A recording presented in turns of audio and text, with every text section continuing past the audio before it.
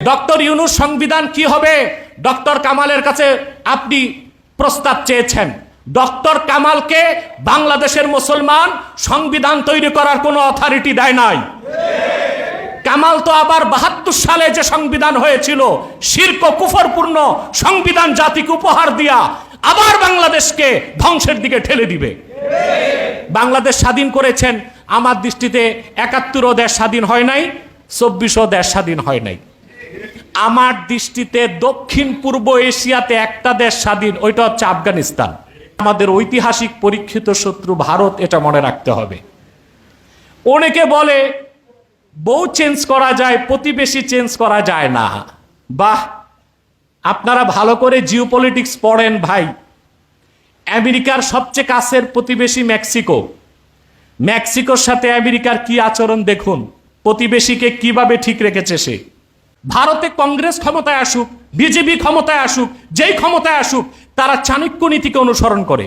তাদের চাণক্য নীতির প্রথম নীতি হচ্ছে, বলা আছে যে ভারতের প্রথম ও প্রধান শত্রু হচ্ছে তার প্রতিবেশী রাষ্ট্র। তাহলে চাণক্য নীতি অনুযায়ী ভারতের প্রধান ও প্রথম শত্রু আমরা তাদেরকে কিভাবে বন্ধু মনে করতে পারি? সে তো আমাদেরকে পেছন দিক দিয়ে ছুরি মারবে। ডক্টর ইউনূস সাহেবকে আমি বলবো যে আপনি যতটুকু সফল হওয়ার কথা ছিল তা হতে পারছেন না। তার অন্যতম কারণ, যে সেক্টরগুলোকে বাংলাদেশের আগে ধ্বংস করা হয়েছে, এই সেক্টরগুলোতে আপনি আপনার প্রভাব বিস্তার করতে পারছেন না। আপনাকে উচিত লিল্লাহ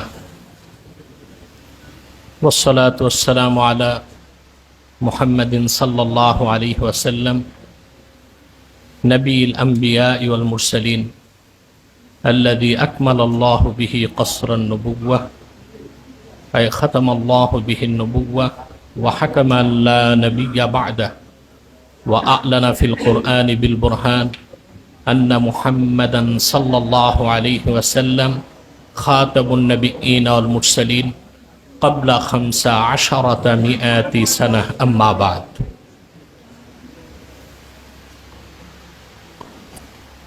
قال سبحانه وتعالى قل يا أهل الكتاب تعالوا إلى كلمة سواء بيننا وبينكم ألا نعبد إلا الله ولا نشرك به شيئا ولا يتخذ بعضنا بعضا أربابا من دون الله وقال رسول الله صلى الله عليه وسلم جاهدوا المشركين بأموالكم وأنفسكم وألسنتكم أخرجه ابن حجر ফি বুলুগিল মারাম। পিলখানা হত্যাকাণ্ড, হাসিনা ও ভারতের ষড়যন্ত্র শীর্ষক আজকের এই বুদ্ধিভিত্তিক আলোচনা সভার সম্মানিত সভাপতি, উপস্থিত বাংলাদেশের বিভিন্ন মহল থেকে আগত চিন্তাশীল, প্রজ্ঞাবান এবং স্বনামধন্য আলোচকবৃন্দ, সকলকে ধন্যবাদ জানাচ্ছি। অত্যন্ত সংক্ষিপ্ত সময়ে দীর্ঘ কথা বলার সুযোগ নেই এবং আপনাদের ধৈর্যচ্যুতি ঘটুক সেটা আমি চাই না। কয়েকটা মৌলিক কথা শুধুমাত্র আমি মনে করিয়ে দিচ্ছি। তা প্রথমটি হচ্ছে, এখন টক অফ দ্য কান্ট্রি হচ্ছে যে ডেমোক্রেটিক রিকনস্ট্রাকশন, সংবিধানকে সংশোধন করা এবং দেশকে পূর্বের অবস্থায় ফিরিয়ে আনবে তারা, না নতুন অবস্থায় ফিরিয়ে আনবে সেটা স্পষ্ট করা হচ্ছে না। আসলে আমাদের ছাত্র জনতার আন্দোলনের ফলে একটা বড় অর্জন আমরা পেয়েছি, ভারতীয় আধিপত্যবাদ থেকে আর top most terrorist Sheikh Hasina থেকে দেশকে মুক্ত করতে পেরেছি। এটা হচ্ছে আমাদের একটা বড় অর্জন, এতে কোনো সন্দেহ নেই। অবশ্য সবাই কৃতিত্ব নিতে চাচ্ছে যে এর পিছনে মাস্টার মাইন্ড কে ছিল। আমি বলি মাস্টার মাইন্ড খোঁজার দরকার নাই, কারণ পৃথিবীতে প্রত্যেক স্বৈরাচার যখন পতন আসে সব ছিদ্র বন্ধ করে, যেই ছিদ্র দিয়ে পতন আসে সেটা সে বন্ধ করতে পারে না।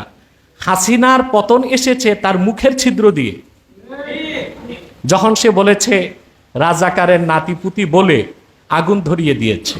আমি বলি কোনো মাস্টার মাইন্ডের প্রয়োজন হয় নাই, আল্লাহর গজবে লানতে হাসিনা ধ্বংস হয়েছে দলসূত্র। এখন কথা হচ্ছে এই দেশটি তো কারো বাবার তালুক নয়, আর কোনো দলকে আমরা দেশ ইজারা দেই নাই। ডক্টর ইউনূস সাহেব কিছু মানুষ নিয়ে বসে দেশের সংবিধান কি হবে আর দেশের নীতি নির্ধারণ করবে, তা তো হয় না। দেশে কি আর কোনো দল নেই, আর কোনো মানুষ নেই? তাদেরকে ডাকেন না কেন?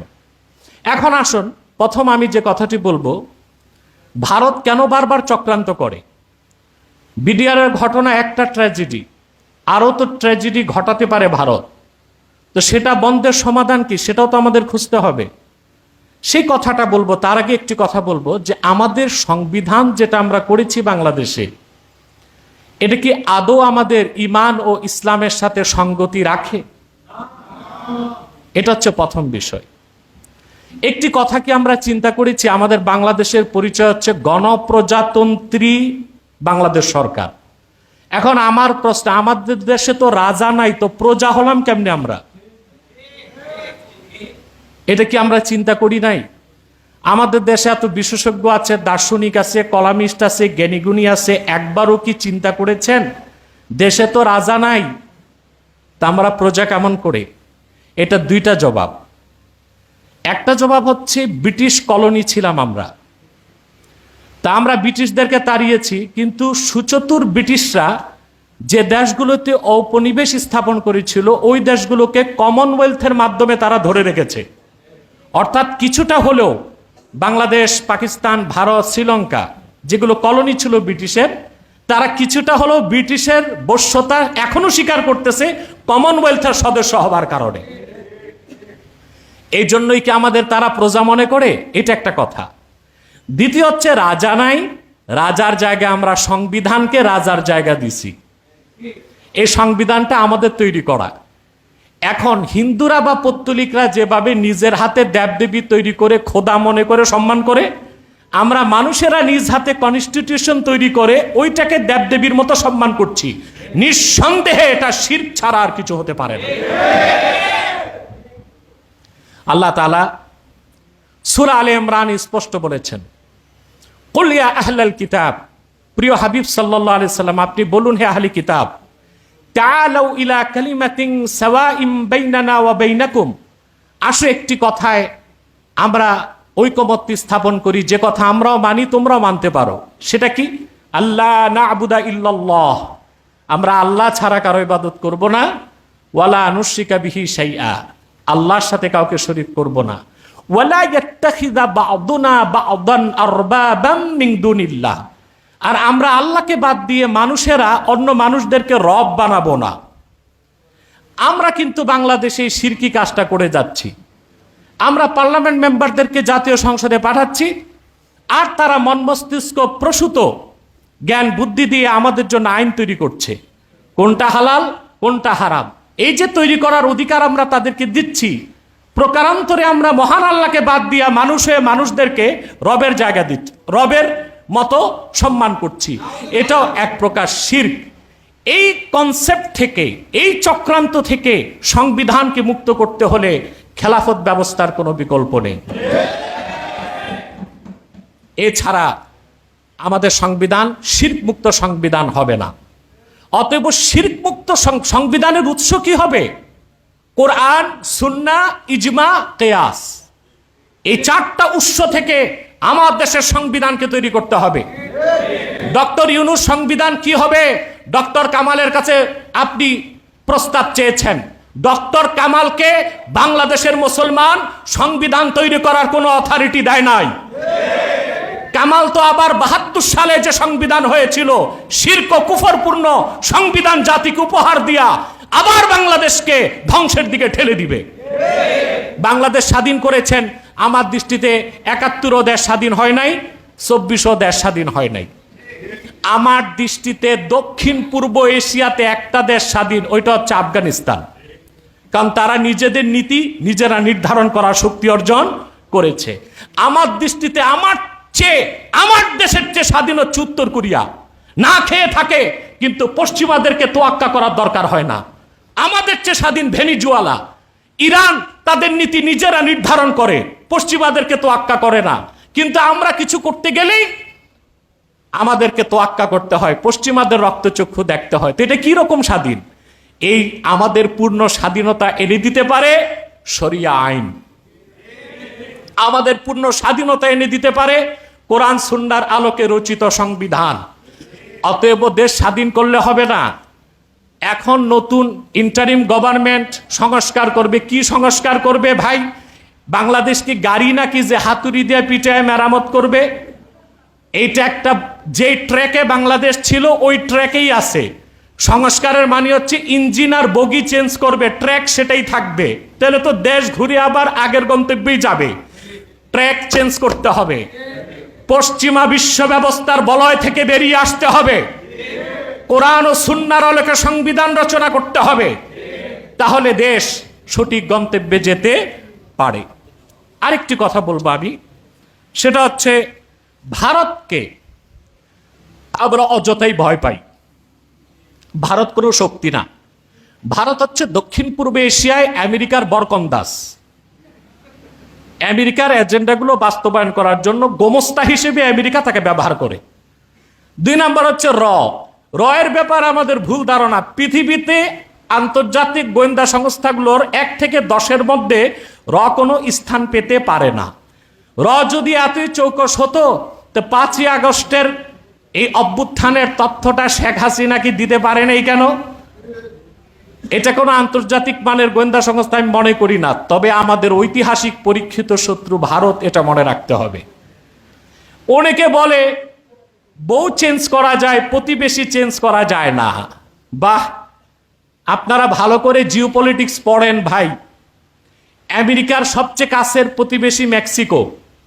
মেক্সিকোর সাথে আমেরিকার কি আচরণ দেখুন, প্রতিবেশীকে কিভাবে ঠিক রেখেছে সে। আমেরিকার আলাস্কা আর রাশিয়ার সাইবেরিয়া খুব কাছাকাছি। সেই দৃষ্টিকোণ থেকে আমেরিকারও অত্যন্ত কাছের প্রতিবেশী রাশিয়া। অথচ রাশিয়ার সাথে আমেরিকার কি সম্পর্ক, আমেরিকার সাথে রাশিয়ার কি সম্পর্ক? আপনারা আসলে ভারত প্রীতি এত বেশি আপনাদের মধ্যে, ছলে বলে কৌশলে আবার নতুন সরকার কিংবা ইন্টারিম গভর্নমেন্ট যেন ভারতের সাথে হাসিনার মতো আত্মীয়তা সম্পর্ক করে, ওই রকম একটা চেষ্টা আপনারা করছেন। এটা জনগণ হতে আর দিবে না। ভারতকে কিভাবে বন্ধু বানাবেন? ভারতের চাণক্য নীতির প্রথম নীতি হচ্ছে, ভারতে কংগ্রেস ক্ষমতায় আসুক, বিজেপি ক্ষমতায় আসুক, যেই ক্ষমতায় আসুক, তারা চাণক্য নীতিকে অনুসরণ করে। তাদের চাণক্য নীতির প্রথম নীতি হচ্ছে, বলা আছে যে ভারতের প্রথম ও প্রধান শত্রু হচ্ছে তার প্রতিবেশী রাষ্ট্র। তাহলে চাণক্য নীতি অনুযায়ী ভারতের প্রধান ও প্রথম শত্রু আমরা তাদেরকে কিভাবে বন্ধু মনে করতে পারি? সে তো আমাদেরকে পেছন দিক দিয়ে ছুরি মারবে। ভারতের সাথে কোন প্রতিবেশীর সম্পর্ক ভালো? নেপালের সাথে একটা হিন্দু রাষ্ট্র নেপাল, সম্পর্ক কতটা খারাপ। শ্রীলঙ্কা একটা হিন্দু রাষ্ট্র, সম্পর্ক কতটা খারাপ। আর আমরা হচ্ছে একটা মুসলিম অধ্যুষিত রাষ্ট্র, কোনোদিন ভারত আমাদের বন্ধু হতে পারে না।